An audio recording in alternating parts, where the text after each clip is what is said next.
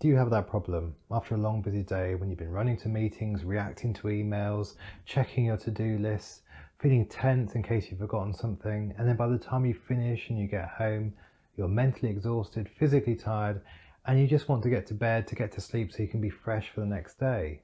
And then your head hits the pillow and it starts. The worry, the analysis. Suddenly your brain decides it's a really good idea to start catastrophizing about everything. What if I don't meet that deadline? Will I keep my job? Why did I splash out on lunch? And it can lead to all sorts of negative thinking. So in this video, I'm going to explain why stress, anxiety and worry keeps you awake, and teach you a process that will help you say goodbye to worry-based insomnia, so you can make some small positive changes that will help you switch off your busy mind and drift off into a deep sleep more easily.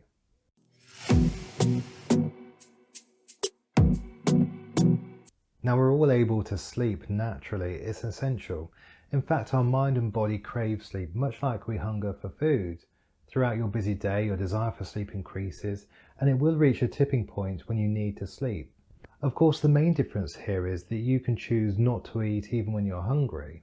But when you're totally exhausted, your body can make you sleep. So if your mind wakes you up with worry at bedtime, one of the reasons could be there are some habits or some routines which are keeping your mind active rather than relaxing into sleepiness. So often my clients tell me about their preparation for sleep, which involves merely brushing their teeth or turning off the TV and then just expecting to fall asleep.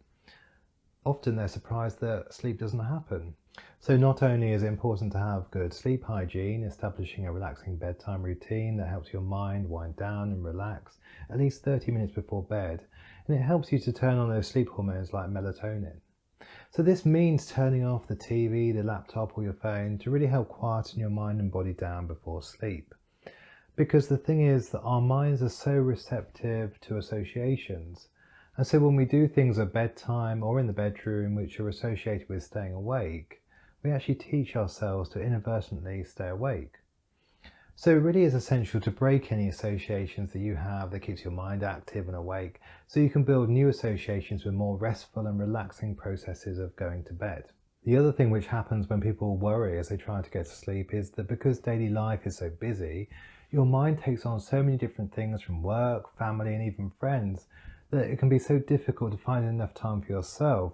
And so the only time that you get to think about things and go over them in your mind and make plans is that quietest time that you have, which of course is your bedtime.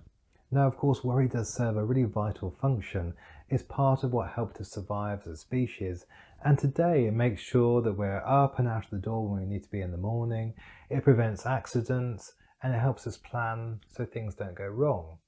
And when we're able to worry in a really constructive and positive way, in a rational way, we come up with all the right solutions and we keep moving forward. So here's my solution to help you clear your mind before sleeping. Now again, this isn't a quick fix, but more of a longer lasting solution that when you put into practice consistently, really makes a big difference. So you're going to need to find yourself some time during the day. Allow at least 20 minutes. And this will be your time to release your worries, concerns, or think about your own priorities in a really positive and proactive way. And doing this will become really important as part of your own self-care, because the process in itself will give you some productive worry time, so you can think in a more solution-focused way, so when it comes to bedtime, you can fall asleep more easily. So find a time that works every day for you, obviously not before bedtime, and actually schedule that into your diary, into your day. Really give yourself some downtime. Now you'll need to do this consistently to really build up that habit, a habit that really works for you. Because as with anything worth doing, it does take some practice and repetition to establish that new habit. Step 1. Write down all of your worries and concerns. So writing down your thoughts on a pad or a notebook is actually harder work than simply thinking about them. So your worries are likely to lose some of their power and they begin to feel more manageable. Step 2. Sort through all of your worries on that list. So separate the solvable and the unsolvable worries. Which ones can you take action on? And that's really important because many of the things that we worry about will never happen. And that's thanks to our really powerful imagination, which has really served us well as a human race, so we've survived and thrived as a result of that. But these days it can be our downfall, because when there's no real threats, we start to think and we worry and we come up with all the what if hypothetical scenarios, some of which we can do something about right now and some which will never happen. So in this step, I want you to go through your list and circle or highlight all the worries that you can act on now. Step 3 is all about finding solutions. So if the worry is solvable or you think you can take some action, start thinking about the steps that you can take towards that solution. Make a list of all the possible solutions you can think of. Try not to get too hung up on finding the perfect solution, but just focus on the things that you have power to change rather than the circumstances or the realities beyond your control. And once you have some solutions, ask yourself, well, what's the next small step that you would take towards solving one of them? Because it's not about solving everything at the same time, it's that first step that matters and that will make a great big difference. Step 4 is all about acceptance. So if you can't solve a problem right now, it really is about accepting that, because you can't control everything, right? You can make the choice not to act, and that's really important, because just the process of making that decision not to take any action still allows you to answer that worry by understanding why you can't take action now. So it's important to do this in your daily routine too. Accepting things as they are really does give us a sense of peace and calm. Now you have a positive process to be solution focused about your worries and your priorities.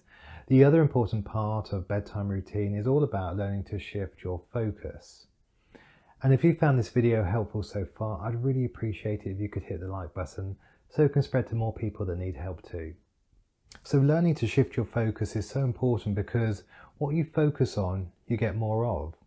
And like many of my clients, so often they would be thinking about how much they're going to be awake during their night, focusing on their problem rather than the solution. And our subconscious mind hears everything that we tell it, every thought. So when you think about staying awake, the unconscious mind takes it on as a command, and it helps to do more of it, because your focus is on what you don't want rather than what you do want. And that creates a negative feedback loop. It's a bit like saying, don't think of a pink elephant, and you're already thinking of that before putting it into your mind. So you need to think about what you do want in positive terms. I get to sleep easily. I will drift off to sleep. I want to sleep deeply. Think of what you actually want and formulate that into a nice small positive sentence. And as you do, actually visualize that happening too. Now you know what you want, here's what you can do to start shifting your focus before sleeping each night. It really helps to begin by shifting your thoughts to the positive part of your brain.